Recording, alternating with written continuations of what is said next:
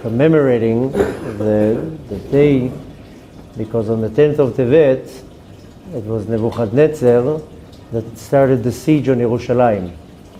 If you notice, especially I wanted to point it out while we were praying, we mentioned three things that happened around this time.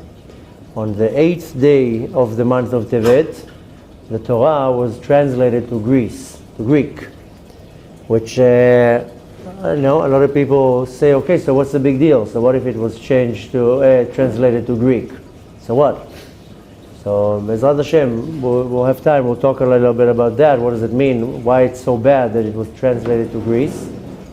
The short version is that mainly it was translated to Greece in order for the Greeks to know our belief, to be able to know how to disqualify it. But nevertheless, later on, if we'll have time, we'll talk a little bit why it was considered so bad that it was translated to Greece. How do you say Greece or Greek? Greek. Greek is the language. Greece is yeah. So it was translated to Greek. And on the 9th day of Tevet, Ezra Sofer passed away. Ezra Sofer, he was one of the leader rabbis in the generation when they came back from Persia, started building the Bet HaMikdash, and it was a big mourning that he died. And of course, on the 10th day of Tevet, that's when Nebuchadnezzar came and surrounded Yerushalayim and started the siege.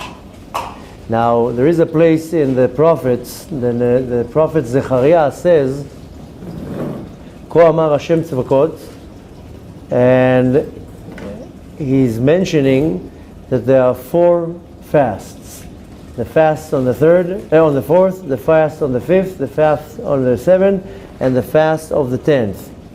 And it says, Yeh lebet Yehuda lesason ulesimcha. That Hashem said, Ko amar Hashem tzivakot, that these 4 fasts will end up being lesason ulesimcha.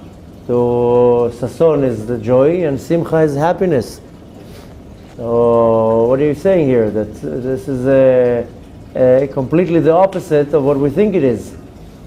First of all, we know that in the future, Bezrat Hashem, very close, when Mashiach is going to come, we're not going to be fasting anymore, because it's all going to be cancelled.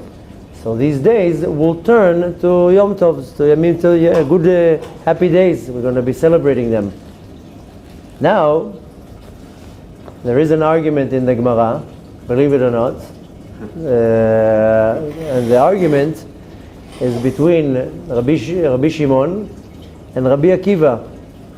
And when they found this verse in the prophet, this can be found in the prophet Zechariah, and Rabbi Akiva says this, when the Navi says the 4th, the 5th, and the 7th, and the 10th fasts, it's referring to the order of the months.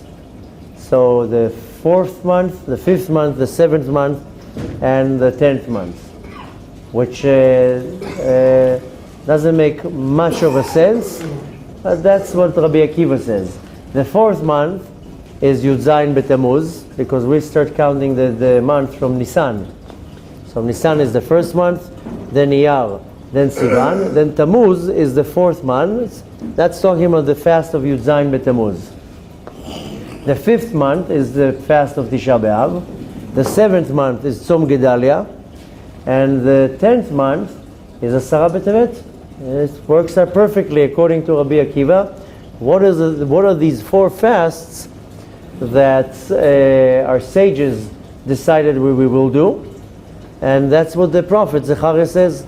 So again, the verse says the fast of the 4th, the 5th, the 7th, and the 10th, these fasts will become days of happiness. Rabbi Akiva explains, again, the 4th fast, 4th month is Yud Zayin B'Tammuz, 5th is Tisha B'Av, the 7th Tzom Gedalia, and the 10th is Yud B'Tevet. Now comes Rabbi Shimon and he says, no, I think that the order of these fasts are according to to the order of how they happened, and order of the months, meaning the 4th month, the 5th month, and in the order how they happened, not in the month. So,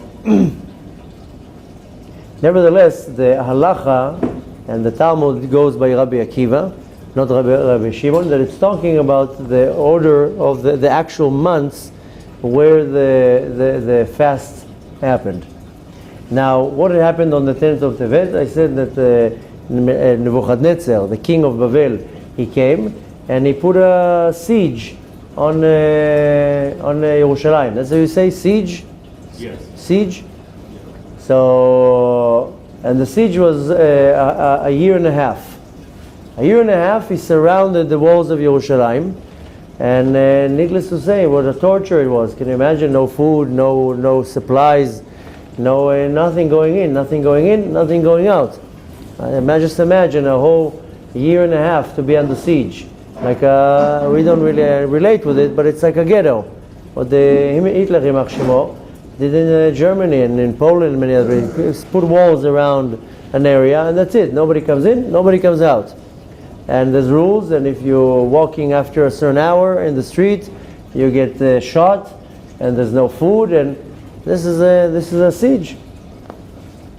Now, the halacha, like I told you, is the seder, is the order of the events, and not specifically by the month. Even though the months do follow, because Rabbi Shimon says it doesn't make sense. Rabbi Shimon says to Rabbi Akiva, it doesn't make sense that you're telling me it's the order of the months, because order of the events, because then Yud B'Tevet should have been the first and not the last. But nevertheless, Rabbi Shimon says that it's going by the seder, the order of the month, and Rabbi Akiva says no, it's the order of the events. That's what we really go by. Now, there is a very interesting commentary. There's a commentary called the Abu Dhram, and he says something very special. You can check it and you'll see that he was right. And he says Yud B'Tevet will never fall on a Shabbat. Look now in the entire history, the last 2,000 years, look at all the calendars, you'll see that Yud B'Tevet never, ever fell on Shabbat and will never fall on Shabbat. How is that possible?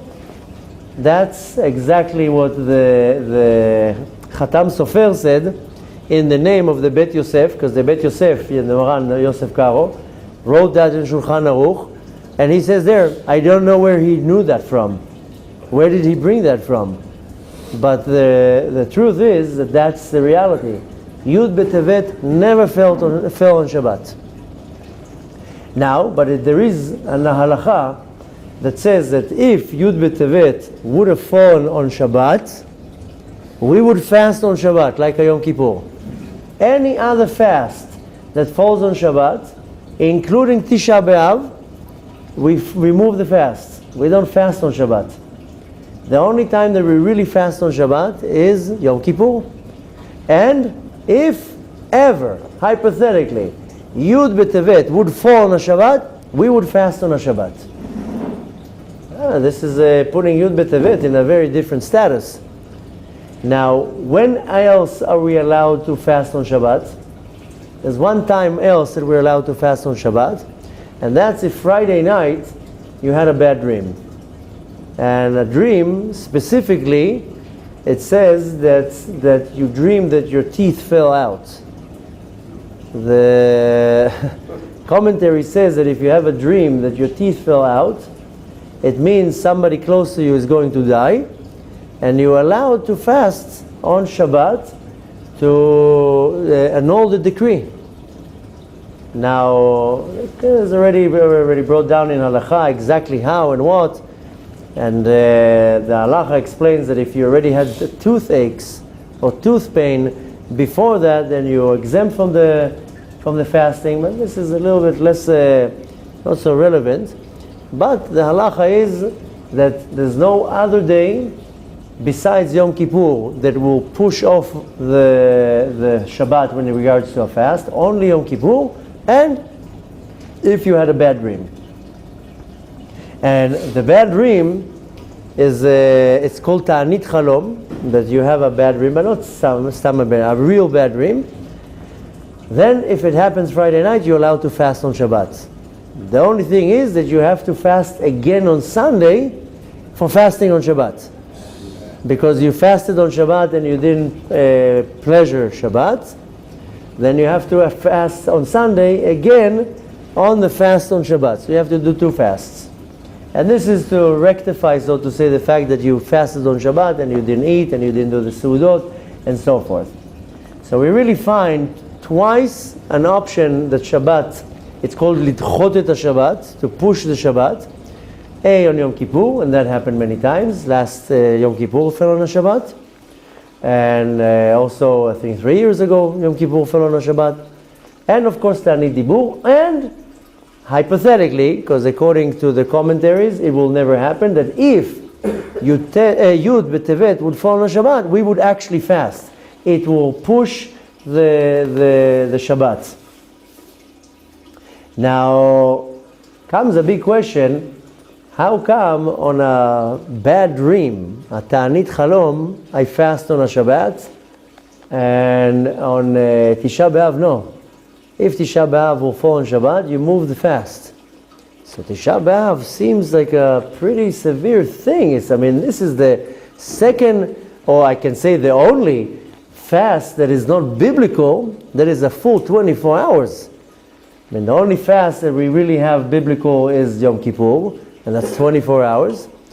And all the rest of the fasts are rabbinical, and they're only from morning to night. Tisha B'Av is the whole 24 hours. And not only that, that's the destruction of both temples. Not only that, that's when the spies came and came with the bad news. And this is, Bechlal, we know that Tisha B'Av is a very bad day. It says that it's the day for the Samech Mem. That's his day. That's when he can do whatever he wants. And so it's not a good day for us.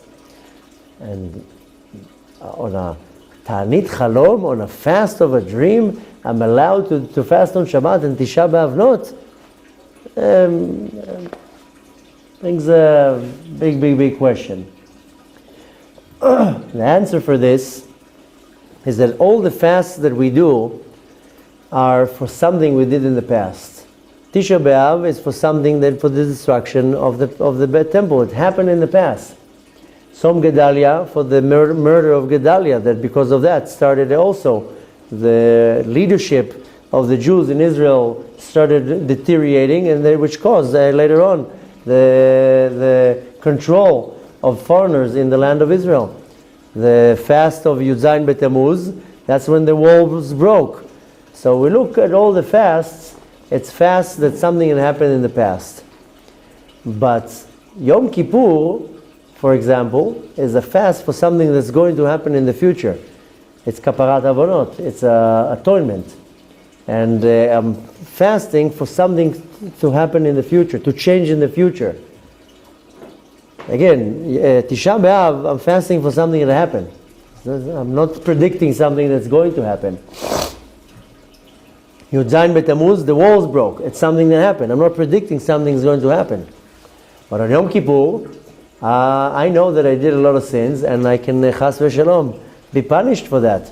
So I'm fasting for something that potentially can happen in the future, and I'm trying to sweeten the judgment to annul this fast. And the same thing is a Ta'anit Chalom. Why am I fasting on a Chalom? Because I had a bad dream that somebody is going to die, and I want to annul the decree. So I'm fasting for something that is potential to happen, and I want to change it from not happening. And this is exactly the answer why with Yud B'Tevet, if it would fall on Shabbat, we would fast. Because on Yud B'Tevet something happens very, very fast. We're not mourning something that happened in the past. On Yud B'Tevet, something happens, and I told you before while we were praying, we're not fasting to commemorate something that happened. We're fasting to take advantage of a very auspicious time. On Yud B'Tevet is the day that the heavenly court gathers together to decide if the Beit HaMikdash will be rebuilt or not in this year. On and of course, while it was built, if it would be destroyed or not. On Yud B'Tevet, 2,000 years ago, I mean not exactly 2,000, around 2,000, that's when the heavenly court decided that the Beit HaMikdash will not survive, therefore a year later it was destroyed. But every Yud B'Tevet, since then, up until today, what is happening right now, the heavenly court is meeting in Shamayim, there's a meeting, and they're deciding right now if Beit HaMikdash will be built this year or not. That's why we're fasting today. And that's what happened also 2,000 years ago. That day was decided, okay, Beit HaMikdash will not survive this year, and sure enough, a year later, less than a year later, it was destroyed. So the reason why if Yud B'Tevet would fall on a Shabbat, we would fast, because we're fasting on something that potential to happen, that could happen. So we're fasting, we're taking on ourselves the fast to convince now Hashem and His court, His heavenly court, please don't make it that one more year we're going to be without a Beit HaMikdash. This is what we need to meditate on today. We're not crying for something that happened 2,000 years ago. We're literally now trying to beg, not trying, we should beg Hashem, and especially the heavenly court right now, we should put on our best behavior to beg them, please, do not decree that Beit HaMikdash will not be built this year, in Tafshin Ayin Chet. We have the ability to convince them. There's a meeting right now going on. That's why I told you, with the Slichot, we read it slow. Let's beg Hashem. He says, no, most of the minyanim that I ever prayed, Slichot, it's done in the speed of a F-16 with full powers, flying Mach 7. I'm Israeli and I know to read Hebrew, and I never caught up with any minyan. With the speed that it went through, I was like, this is not slichot. This is like a pathetic excuse of standing a bunch of men and trying to, fast forward the time. You have an opportunity now to convince Hashem to listen to us. I am telling you, I have never found, there was one minyan that I found that was going in a normal pace. Everybody else zooms through it. It's a joke. Hashem is giving us the day. If you would have now a court case that you have to stand in front of a jury, and convince them whether you are innocent or not, you would not come and say your speech in the speed of light. You would prepare for that speech. You would put the nicest suit you have.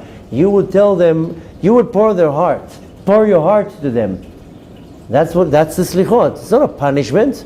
Everybody's like, oh, slichot, now we're going to have to say an hour and a half, stand an hour and a half. I mean, Hashem is telling you, hey, you have an opportunity to show me your case, to come with your how do you say te'ana, with your explanations, why you think that I should build the Beit HaMikdash today. And you zooming through it, you have to say it slow, with a lot of intention, and with a lot of kavanah. So this is what's happening right now. We are fasting today on something that is potential to happen. In the same way that if I would have a bad dream, chas v'shalom, giving me a little prophecy of something that is going to happen, then I fast for that. I'm trying to convince Hashem, please don't make it happen. Imagine now you would get some type of a notification before something bad happens, and you would get the opportunity to pray for that. Imagine how many lives would be saved if they would know right before a car accident, a day before, you would get an email. You are going to have a car accident tomorrow at 2:32. Please pay attention. Imagine how many lives would be saved. And that person would pray before going on the journey. Hashem, please, I know there's supposed to be an accident. I saw it in the, in the preview, in the trailer. I know there's supposed to be an accident. Can you save me? So Hashem is now telling us, you can pray now for something that's going to happen in the future. And this is exactly why we're fasting, because right now, as we speak, the heavenly court are sitting there and looking down and saying, should we build the Beit HaMikdash this year, or should we not? Now, you know what they see when they look down here? That's a real question. I'm not leading question. It's a real question. You know what they see? They see hatred. They see separation. They see ununity. They see ego. They see arrogance. They see fighting. That's what the heavenly court is looking down and saying, okay, should we give them Beit HaMikdash? The last time that we gave them Beit HaMikdash, they were not doing what they're supposed to do. So let's take the Beit HaMikdash. Same thing in the first Beit HaMikdash. So they're looking down right now and they're saying, do they deserve Beit HaMikdash? I don't know. Not too sure here. They'll probably destroy this one too, with some graffiti on the wall. Or maybe somebody would fight with somebody else because he's sitting in his seat. It's my seat in Beit HaMikdash. There's seats in Beit HaMikdash. So they're looking for it and saying, oh, maybe on the queue. That's what you say, the queue, the line to come in. Maybe they'll be fighting there too. If they don't know how to fight without Beit HaMikdash, why would they fight? Why would they not fight when there is a Beit HaMikdash? So the heavenly court is looking down and saying, okay, let's see if we should give them Beit HaMikdash. You have to understand what an important day is it today. I know everybody wants to go to sleep now after the class, saying, okay, Mincha's at 4, good, I have 6 hours to sleep. So to forget that I don't have to, that I can't eat. It's such a powerful day that we have to, first of all, we have to do what's called Cheshbon Nefesh. Cheshbon Nefesh is I have to sit with myself. I have a lot of time because I would spend during the day usually 2 hours in eating, so you don't have to spend that time now. And cooking and cutting and preparing, no preparation. There's a lot of time now. You sit and you think, what can you stop doing that will convince the heavenly courts that we should get a Beit HaMikdash, and what should I add that will also convince them that we should get the Beit HaMikdash? This is Cheshbon Nefesh, because it says in the Talmud, every generation that the Holy Temple was not built in their generation, it's like as if that generation destroyed it. Meaning that every generation, every year, we don't have Beit HaMikdash, it's like as if with our actions we destroyed it, meaning that if now Beit HaMikdash would be, we would have a Beit HaMikdash, and according to my behavior, it will get destroyed. So I have to make a self-account, a Cheshbon Nefesh. How am I contributing here? Am I doing something here for the destruction or for the building of it? And this is what I need to concentrate on. How can I contribute my part? Because a lot of people say, no, let the big rabbis do everything. The sad reality is that the big rabbis don't do anything. They just fight with each other. They don't do nothing. It's up to us, the small people, to how am I bringing the heavenly court to decide we should get Beit HaMikdash. And trust me, you want to pray your kishkes to get Beit HaMikdash, because if you think now you're going through hardship, it's nothing compared to how it's going to continue and going worse. It's not going any better. Don't think there's going to be some type of a U-turn and Bibi or Trump is going to make something better in this world. People thinking now Trump did something with the taxes and this and that, like as if it's going to change something. So from here we're just going downhill. It's not changing. So our only solution is Beit HaMikdash.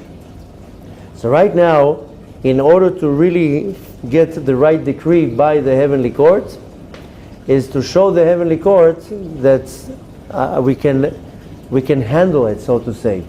And the thing we need to concentrate on, what will convince the heavenly court that we're worthy, this is called tikkun, a rectification ben adam lechavero. It's not about between me and Hashem, if I sin or if I don't sin. It's anything between me and another person. That is the only thing that will convince the heavenly court to make some type of a change. So if you have any type of an argument with somebody, or disagreement, or whatever it is, now's the time to try to square it out. And to come and say, you have to really look inside yourself and say, maybe I did sin, maybe I did hurt somebody. Maybe I hurt somebody and I have to go and apologize. Because now it's the time to really convince the heavenly court that we deserve to receive Beit HaMikdash. Now, just another short thing to take with us. Besides the actual action that happened, that caused the destruction of the temple, There's something a little bit more spiritual, a spiritual power behind it. And we're not looking now on this day at the history. We need to look at the future. Looking at the history is good to learn, but we're actually looking at the future. Now, if you analyze what happened, there was a siege on Yerushalayim.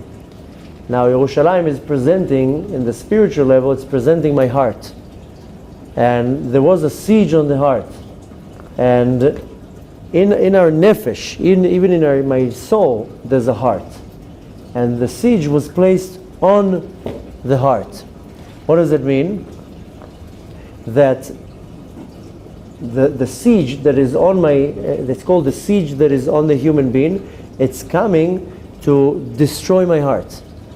And that's one of the many reasons why it was such a big thing that the Torah was translated to Greek, because that's what they wanted to do. They wanted to destroy my midot.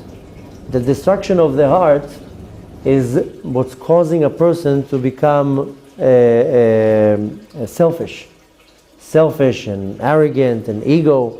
Person that has soft midot, he doesn't have that. And the siege that comes on the heart is to break the midot. And that's what causes a person to, first of all, become selfish. I mean, from selfish becomes ego and arrogance, and it's me, and it's about me, it's my place, it's my space, it's my spot. And this is what's called churban halev, the destruction of the heart. The destruction of the heart is when a person, he sees himself above somebody else. This is spiritually behind what's going on today. Where we have to not commemorate something that happened in the past, rather look in the future. Because when I bring on myself this siege, the effect is that I will suffer a destruction of my heart. And it will turn me to become arrogant and selfish and hard-hearted, not to see another person's needs and feelings.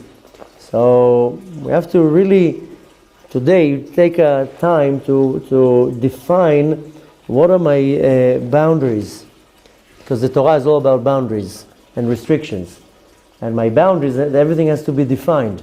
And this is the opposite of the Torah, of the, so to say, the teachings of the Greek. That's why it was such a big thing that they translated it into Greek, because the Greek Torah is no boundaries, no rules. You do whatever you want. So today is a day, besides of to make an account, how am I contributing here to the redemption, is also to how am I defining my boundaries. What are my boundaries? Where are my borders, that I don't cross my borders? Bezrat Hashem, if we'll be able to do that, and if each and every one of us will take a little bit of a time and the effort to put some attention to it, then we have a good chance to convince the heavenly court that not only that the temple will be rebuilt, we want to convince them that it will be built nice and nice and quiet, not with a lot of problems.